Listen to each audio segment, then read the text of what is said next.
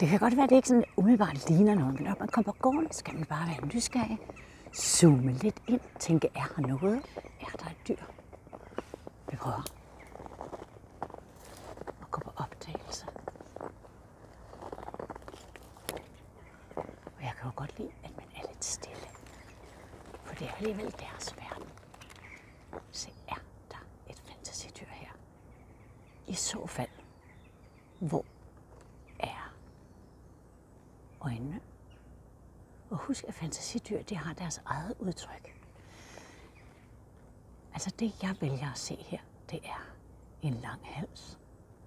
Og enten er der en manke af hvidt hår.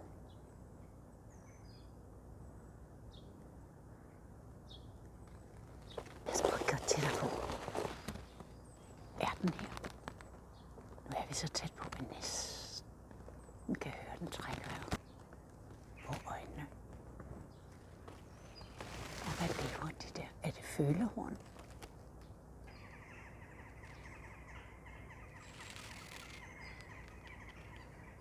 Ligner det en lille kat, som har gemt sig?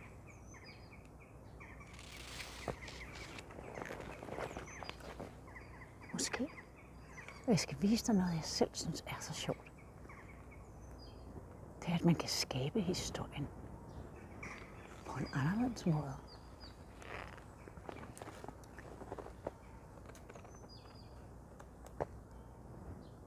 Fordi med fingeren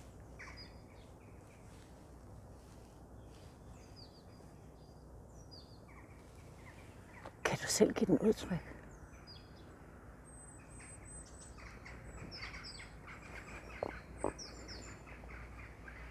Og endnu mere ved at varme området helt op. Yes! Se den nu. Er den ikke sød? Er den ikke fantastisk? Nu ligger den der. Tror du, den fryser? Skutter den, så gemmer den sig. For nu blev det jo den der lille mis, en kat eller noget andet. Husk, det er dig, der bestemmer. Lige nu kan du vurdere sammen med mig. Husk, det er dig, der bestemmer. Kigger den på dig, mens vi filmer?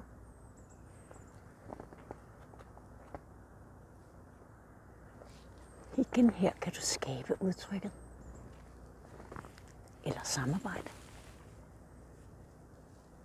Varme det mere op. Få udtrykket til at komme herover. Se nu der. Er den ikke vild? Nej, jeg tror, den er tam. Det er vildt. Den er tam. Eller er det en vildkat? Tak fordi du kigger med.